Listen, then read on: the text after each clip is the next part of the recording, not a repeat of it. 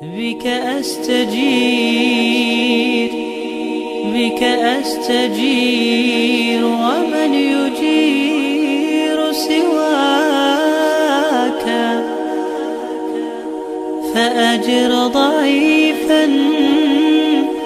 يحتمي بحماك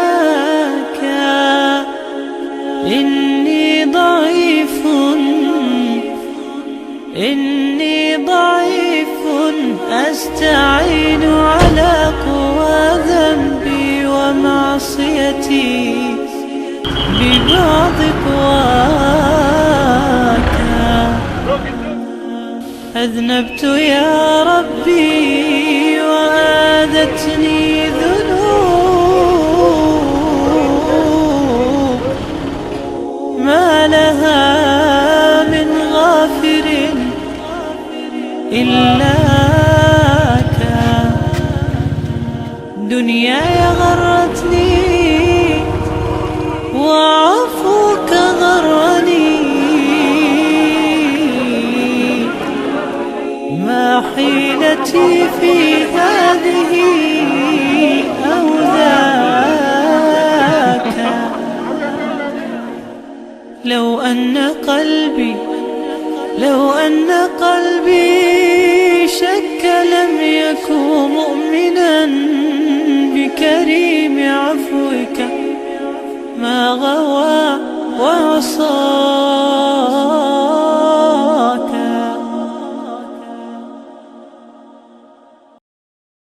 Bismillahirrahmanirrahim. Assalamualaikum warahmatullahi wabarakatuh.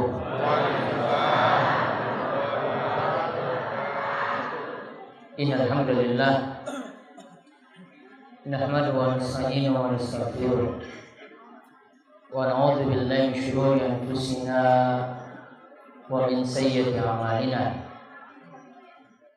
May yahdihillahu fala mudilla lahu wa may yudlil fala hadiya lahu.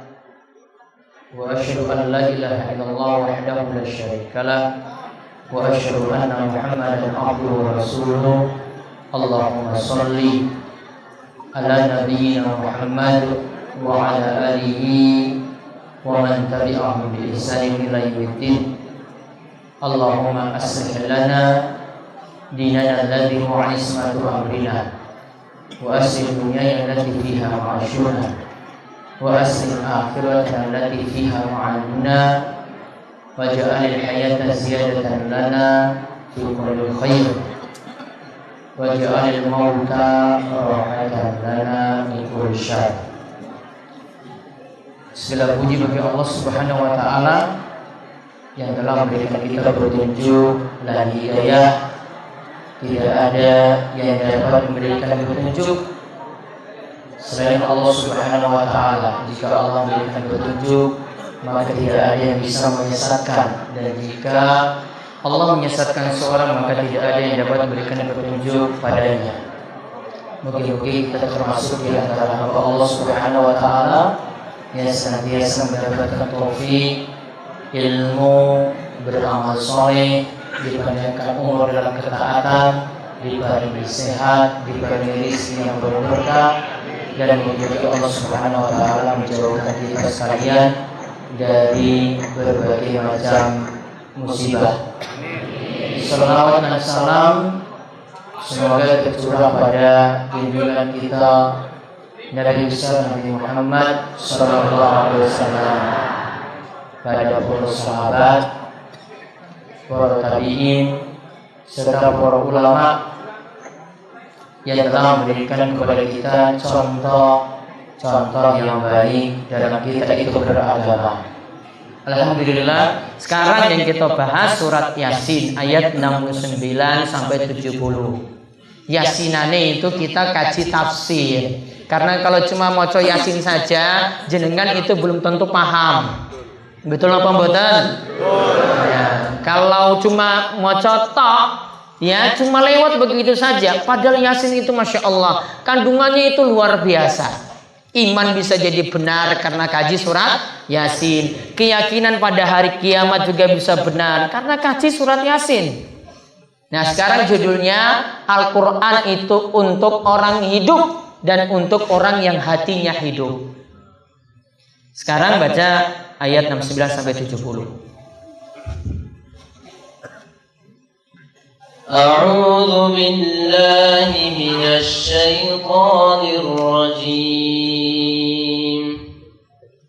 وما علمناه الشعر وما ينبغي له إن هو إلا ذكر وقرآن مبين لينذر من كان حيا ويحق القول على الكافرين.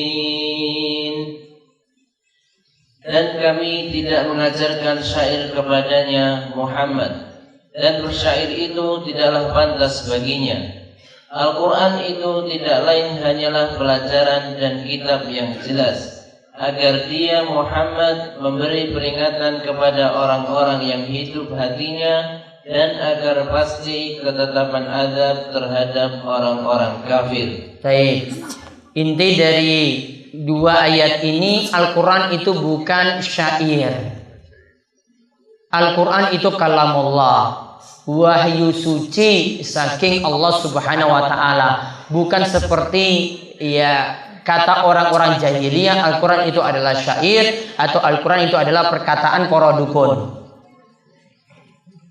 Kemudian kesimpulan yang kedua, Al-Quran itu untuk orang hidup dan yang hatinya itu hidup. Al-Quran tidak cocok bagi orang kafir. Dan kalau orang-orang yang menolak Al-Quran tidak bisa mengambil manfaat dari Al-Quran atau tidak mau mengambil manfaat dari Al-Quran, itu cuma orang-orang kafir saja. Nah, sekarang kita lihat faedah-faedahnya. Orang Arab jahiliyah mensifati Al-Quran dengan syair, padahal Al-Quran bukan syair. Al-Quran itu bukan syair, Al-Quran itu bukan nyanyian, bukan lagu. Al-Quran itu bukan perkataan-perkataan produkun seperti mantra-mantra. Al-Quran adalah ayat suci. Orang-orang jahiliyah ini ingin nakut-nakuti supaya orang-orang itu nggak dekati Al-Quran. Mereka katakan itu cuma perkataan penyair, yaitu penyairnya Nabi Muhammad SAW. Itu cuma perkataan tukang sihirnya itu Nabi Muhammad SAW. Mereka tuduhkan seperti itu supaya membuat orang-orang itu jauh, supaya orang-orang tidak mau memperhatikan Al-Quran. Sama seperti kalau kita itu ingin jadi baik, ingin datang ke majelis ilmu, kadang kita itu diisukan macam-macam. Atau majelis pengajiannya yang diisukan macam-macam. Hati-hati itu majelis teroris. Hati-hati itu majelisnya ISIS. Hati-hati itu majelisnya Gavatar. Hati-hati itu ajarannya sesat. Padahal yang ngomong tadi, ya ke masjid juga orang tahu, ya sholat juga orang tertib, ya jamaah juga nanti 1 tahun itu cuma 2 kali. Idul Fitri kalian, Idul Adha, namun komentarnya itu banyak sekali. Sama seperti orang jahiliyah dahulu, tujuannya cuma ingin nakut-nakuti saja. Kadang isunya lagi hati-hati. Ya ini karena kami dan beberapa ustadz yang lainnya itu lulusan saking Saudi Arabia, maka diwanti-wanti hati-hati, ajaran yang dibawa itu ajaran Wahabi. Ya, hati-hati ajaran yang dibawa itu ajaran Wahabi. Kenapa disebut Wahabi? Dulu yang jadi dai besar itu di Saudi Arabia itu namanya Syekh Muhammad bin Abdul Wahhab. Yang dimana Syekh Ahmad Dahlan pendiri Muhammadiyah juga mengaji sama beliau. Ya, mengambil ilmu dari beliau sehingga jadinya memurnikan agama. Nah, kemudian ini ada isu yang ingin membuat orang-orang itu lari, supaya lari dari ajaran ini diisukanlah tadi dengan isu Wahabi. Padahal sebenarnya nama Syekh Muhammad bin Abdul Wahab itu adalah Muhammad. Wahab itu adalah nama bapaknya, Muhammad bin Abdul Wahab. Jadi kalau mau digelari sebenarnya itu bukan Wahabi namun Muhammadi. Ya, namun demikianlah karena Wahabi itu mungkin yang lebih sangar buat orang itu takut, jadi digelari semacam itu. Jadi kalau di tengah Bapak Ibu-ibu dengar isu semacam ini, itu sebenarnya isu dari orang-orang yang takut saja. Kemudian kadang juga diisukan lagi kita ingin memecah belah NKRI, Negara Kesatuan Republik Indonesia. Padahal tidak ada yang memecah belah sama sekali. Kita ingin menyatukan, tidak ingin memecah belah. Ya negara kita ya negara kita. Kalau ingin memecah belah atau ingin tidak lagi mengakui NKRI, ya ngapain saya pulang ke Indonesia? Yang lebih makmur itu kerajaan Saudi Arabia. Ya, Indonesia itu super miskin.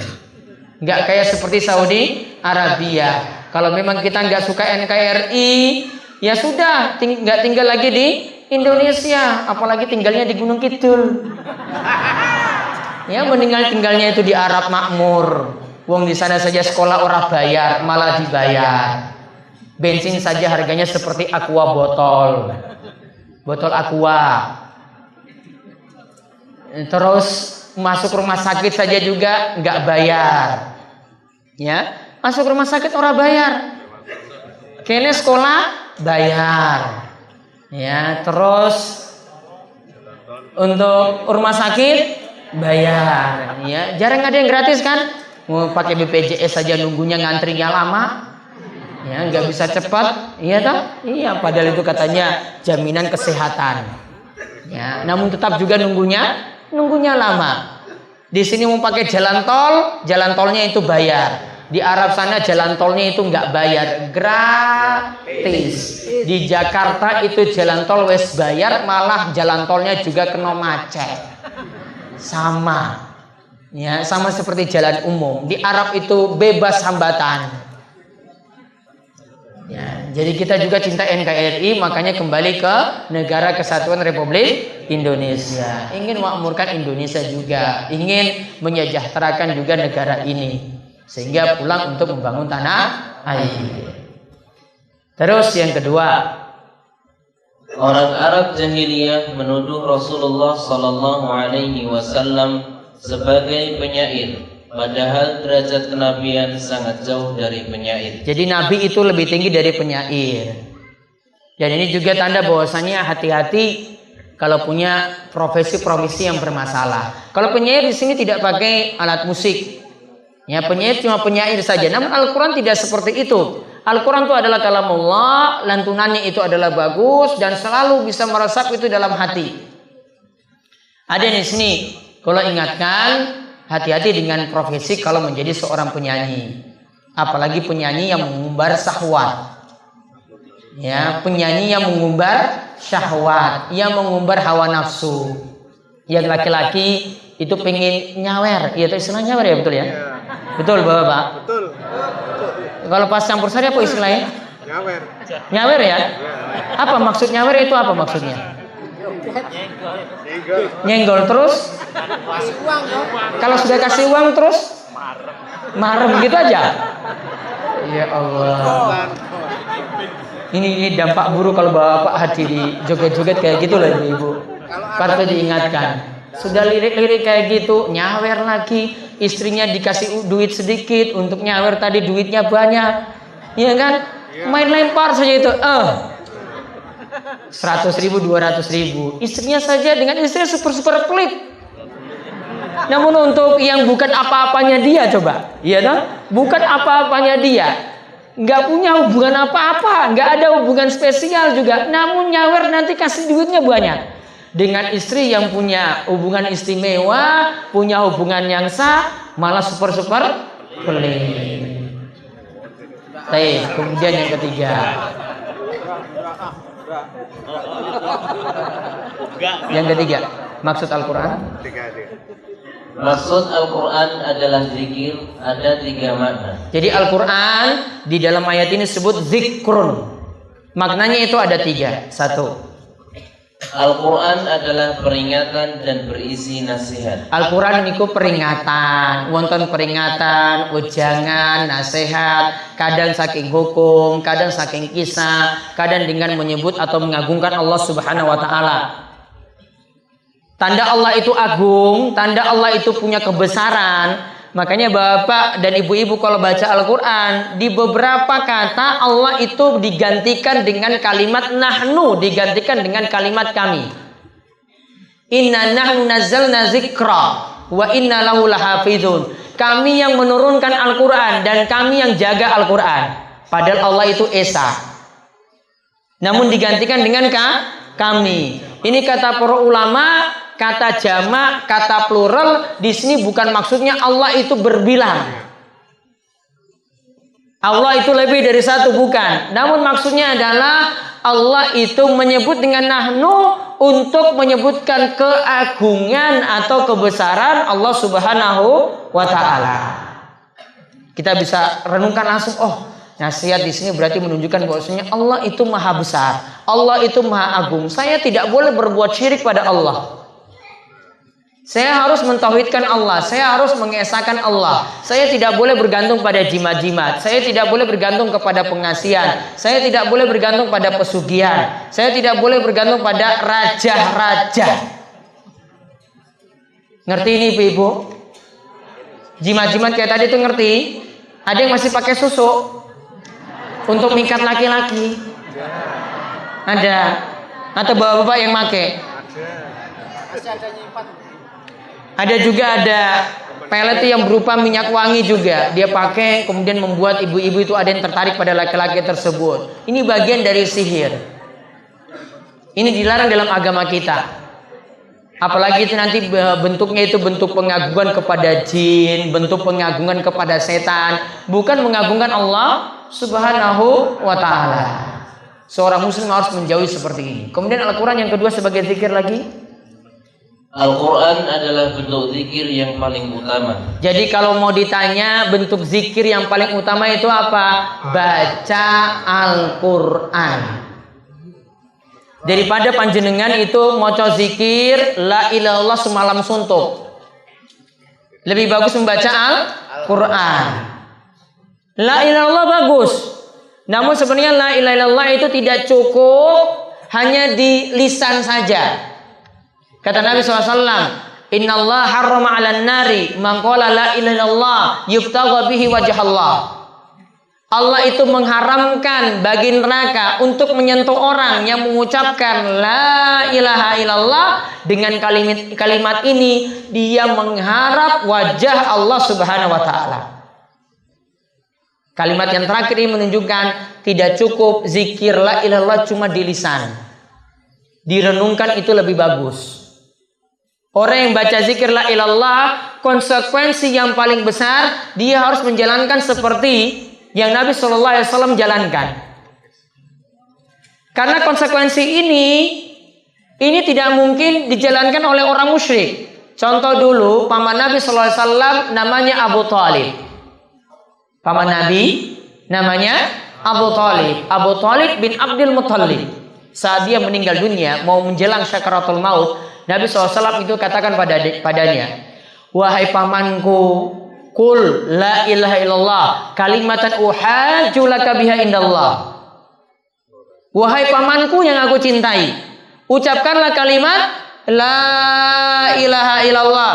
Nantinya kalimat ini aku bisa beralasan di hadapan Allah Subhanahu wa taala. Ketika itu, di samping pamannya ini ada pembesar kafir Quraisy. Mereka katakan kepada pamannya, apakah kamu mau meninggalkan ajarannya Abdul Muttalib yang sudah mentradisi sampai saat ini? Akhirnya pamannya tidak mau mengucapkan kalimat la ilaha illallah, karena dia tahu kalau saya itu mengucapkan maka saya harus meninggalkan syirik. Namun kalau kita di zaman ini mudah sekali mengucapkan la ilaha illallah, namun syiriknya masih tetap jalan. Perbuatan syiriknya masih tetap jalan. Masih suka sesajen, masih suka mengagungkan jimat, masih suka mengagungkan kubur, masih suka untuk melakukan wisata spiritual sampai keluar kota untuk mendatangi kuburan para wali. Kuburan tadi itu diagung-agungkan. Berdoa dianggap lebih afdol di sana daripada berdoa di masjidnya masing-masing. Bahkan menganggap bahwasanya wisata spiritual tadi lebih manfaat daripada umroh ke Masjidil Haram ke Mekah. Pernah dengar seperti ini wisatanya? Biayanya berapa? Tiap tahun pasti tuh kan. Tiap tahun berapa satu kali? 600-an. Hah? 600-an. Jenengan buang-buang seperti itu, ini belum tentu dapat berkah. Namun biasanya itu dapat masalah. Entah di situ nanti masuk dalam amalan yang tidak ada tuntunan, atau dapat mengantarkan pada kesyirikan, atau benar-benar melakukan kesyirikan di tempat tersebut. Innalillahi wa inna ilaihi raji'un. Biaya habis cuma gara-gara itu. Maka zikir tadi kita balik, zikir yang paling utama adalah bacaan Al-Quran. Maka tolong kalau mau begadang, itu begadangnya bukan zikiran, namun begadangnya itu bagusnya adalah baca Al-Quran. Kadang ada yang zikiran, namun semalam suntuk, akhirnya sholat subuh tidak dikerjakan sama sekali. Kira-kira yang paling manfaat itu sholat subuh apa zikiran? Yang paling wajib subuh apa zikiran? Sholat subuh. Ada yang semalam suntuk itu. Ya, sampai jam 2 malam. Akhirnya kebablasan sholat subuhnya, enggak sholat subuh sama sekali. Padahal zikir tadi ini mau dibandingkan dengan sholat subuh itu lebih wajib. Namun ada yang lebih mementingkan seperti itu. Intinya harus ada skala prioritas. Zikir boleh, namun harus kenal waktu. Al-Quran tetap lebih utama. Kemudian sholat juga tetap harus lebih dahulukan daripada zikiran tadi. Kemudian yang ketiga, Al-Quran adalah kemuliaan, sehingga yang berpegang teguh dengan Al-Quran menjadi orang-orang mulia. Orang-orang yang berpegang teguh dengan Al-Quran itu pasti jadi orang yang mulia. Sedangkan orang yang jauh saking Al-Quran itu jadi orang-orang yang hina. Dan orang itu derajatnya makin tinggi kalau dekat dengan Al-Quran. Entah dia itu menghafalkan atau dia itu mengkajinya dengan benar, maka derajatnya akan tinggi di sisi Allah Subhanahu wa Ta'ala. Terus, Al-Quran itu disifati dengan mubin, yaitu penerangan. Maksudnya Al-Quran itu menjelaskan segala sesuatu. Al-Quran menjelaskan segala sesuatu. Segala sesuatu itu sudah dijelaskan dalam Al-Quran.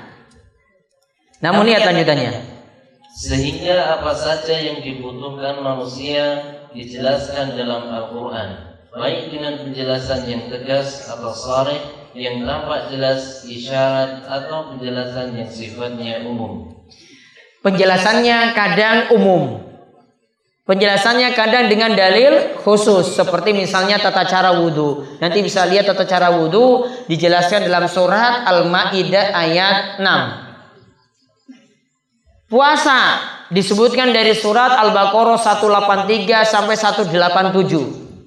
183 sampai 187. Di situ tata cara puasa sudah dijelaskan.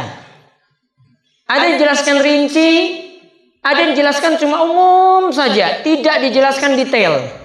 Tidak dijelaskan secara rinci. Contoh, Allah katakan tegakkanlah sholat, dirikanlah sholat. Tata cara sholat dalam Al-Quran tidak dijelaskan secara detail.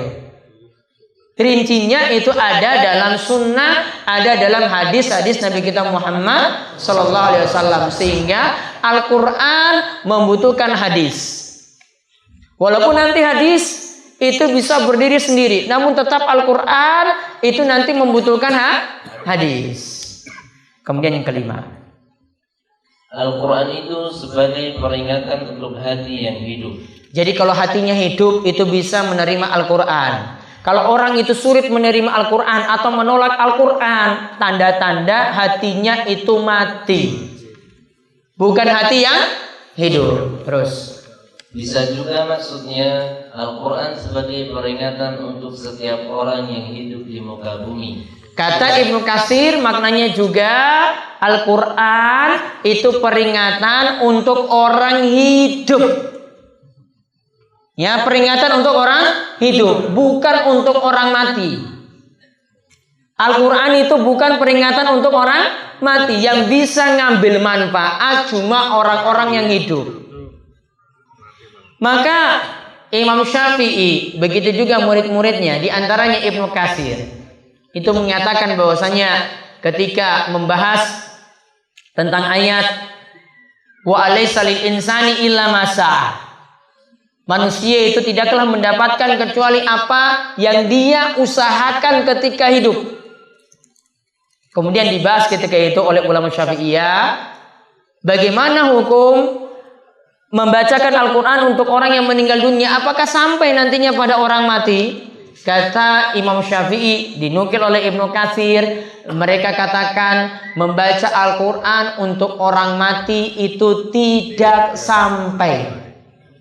Kalau ulang, membaca Al-Quran untuk orang mati itu tidak sampai. Yang mengatakan siapa? Yang mengatakan bukan Muhammad Abduh, namun yang mengatakan Imam Syafi'i. Kalau ada yang protes saya, protes terlebih dahulu Imam Syafi'i. Karena selalu saya bawa perkataan, saya katakan ini perkataan ini. Karena dulu sudah punya pendapat terlebih dahulu. Ini bukan pendapat zaman ini, namun sudah dari zamannya Imam Syafi'i. Imam Syafi'i katakan mengirim bacaan Al-Quran pada orang mati itu tidak sampai. Silakan nanti direnungkan di rumah. Yang keenam, orang kafir tidak mungkin mengambil manfaat dari Al-Quran. Orang kafir tidak bisa mengambil manfaat dari Al-Quran, Bapak Ibu-Ibu. Dia nggak punya hati. Hatinya lagi mati. Orang yang hatinya mati nggak mungkin ngambil manfaat saking Al-Quran. Terus. Begitu pula siapa saja yang tidak mau mengambil manfaat dari Al-Quran sama sekali, maka dia kafir. Juga kalau ada orang yang gak mau ngambil manfaat saking Al-Quran sama sekali, oh itu dari Al-Quran saya gak mau terima, oh itu dari Al-Quran saya gak mau terima, oh itu dari Al-Quran lagi saya tidak mau terima. Kalau prinsipnya seperti itu, ini prinsipnya tiang kafir.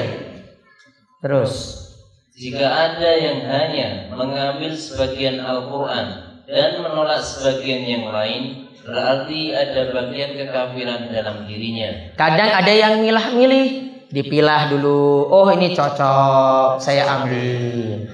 Oh yang ini bagian ini nggak cocok, ditolak. Oh yang ini cocok lagi, diambil. Yang ini, saya nggak mau terima. Ini nggak sesuai dengan perasaan saya, nggak sesuai dengan logika saya, nggak sesuai dengan tradisi saya, nggak sesuai dengan budaya saya.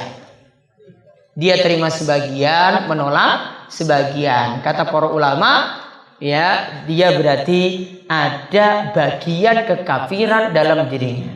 Terus Ad-Dhahhak rahimahullah menyatakan bahwa Al-Quran itu rahmat bagi orang mukmin dan perkataan yang menghujam bagi orang kafir. Jadi Al-Quran itu rahmat bagi kita. Kemudian Al-Quran itu malah jadi perkataan yang nanti untuk mengalahkan orang kafir. Orang kafir tidak bisa berbuat apa-apa nanti di hadapan Allah karena sudah turun Al-Quran di tengah-tengah mereka. Terus yang ke-8. Kata Syekh Abdul Rahman bin Nasir As-Sa'di rahimahullah, Al-Quran pada hati ibarat hujan untuk tanah yang subur. Jadi kalau hujan pada tanah, hujan itu turun, tanahnya itu makin subur. Maka demikian dengan Al-Quran. Al-Quran itu kalau kena hati akan membuat hati itu lebih hidup. Ya, Al-Quran itu kalau masuk dalam hati akan membuat hati itu lebih hidup. Berarti kalau orang itu tidak bisa masuk Al-Quran dalam hatinya, tanda tanahnya itu bermasalah. Padahal itu sudah turun hujan, maka tanahnya ini bermasalah. Entah dia ini bukan tanah yang menyerap, namun langsung ngalir gitu. Saya tidak bisa mengambil manfaat untuk dirinya sendiri. Hati-hati kalau kita punya hati semacam itu. Wallahu a'lam bishawab. Selesai tafsir saking surat Yasin. Kesimpulannya kalau surat Yasin itu direnungkan itu Masya Allah, maknanya itu dalam sekali. Beda kalau kita cuma baca saja. Kalau yakin Bapak Ibu-ibu itu sudah pada hafal semuanya. Saya juga sudah hafal karena dulu senangnya itu baca surat Yasin. Namun sayangnya ya ketika baca kok ini ada yang kurang, saya itu ternyata kok belum paham. Nah makanya kita butuh untuk mengkajinya tadi. Kita tidak suruh Bapak Ibu hapus hafalan surat Yasinnya, enggak. Yang penting tinggal dalami, yang penting tinggal pelajari lagi. Mudah-mudahan dengan dalami dan pelajari kita itu bisa mengamalkan isi-isi yang ada di dalamnya. Kita tutup kalian doa kafaratul majelis. Monggo. Subhanallahumma bihamdika asyhadu an la ilaha illa anta astaghfiruka wa atubu ilaik. Assalamualaikum warahmatullahi wabarakatuh. دنياي غرتني وعفوك غرني ما حيلتي في هذه أو ذاك لو أن